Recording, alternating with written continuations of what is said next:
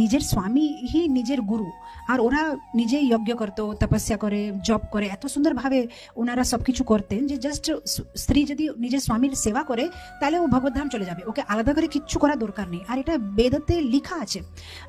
হরিভক্তি বিলাস আর একটা হচ্ছে পদ্মপুরাণ, আমার এখন শ্লোক নাম্বার মনে পড়ছে না, কিন্তু লেখা আছে যে যেভাবে একটা রাজা যদি ভালো কর্ম করে তাহলে সেটা প্রজাকে যাবে, যদি কোনো যজমান ভালো কাজ করবে তাহলে বাড়ি যে চাকর আছে তাকে আধা যাবে, এরকমই যদি কোনো পতি ভালো কর্ম করবে তার আধা ভালো কর্ম পত্নীকে যাবে, ফ্রি, কিছু করার দরকার নেই। আজকে যদি আপনার পতি 16 মালা করছে তার মানে ওর 8 মালার ফলটা আপনাকেই যাবে, কিন্তু ও যেন 16 মালা করে সেটা জন্য আপনাকে একটু মানে কি বলে অনুকূল পরিস্থিতি বাড়িতে নিয়ে আসতে হবে। অ্যাকচুয়ালি পতিরা মানে কি বলে না, পতির পুণ্যের সতের পুণ্য বলে না, মানে যে পতি যদি করে যাত্রা করে জব করে তাহলে পত্নীর সব এটাতে এসে যাচ্ছে।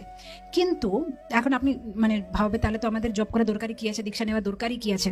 কিন্তু প্রভুপাদ আমাদেরকে বলেছে যেহেতু আজকাল পতিরা এত মানে কি বলে উন্নত না, যে ওরা নিজেই যদি জব করছে না আর আপনারা যদি জব করবে না তাহলে দুইজনই একসাথে নরকে যাবে। তো সেজন্য যেহেতু আমরা হচ্ছে একটা আলাদা আত্মা, আমরা আমাদের নিজে জব টপ করি, কিন্তু যদি বাই সাম গুড ফরচুন যদি আমাদের ভাগ্যে ভালো আর এরকম একটা পতির সাথে আমাদের বিয়ে হয়েছে যে খুব নিজেই খুব সুন্দর ভক্ত, তাহলে আমাদের প্রথম ডিউটি হচ্ছে যে ওর সেবা করা, ওকে হেল্প করা ওর আধ্যাত্মিক জীবনে।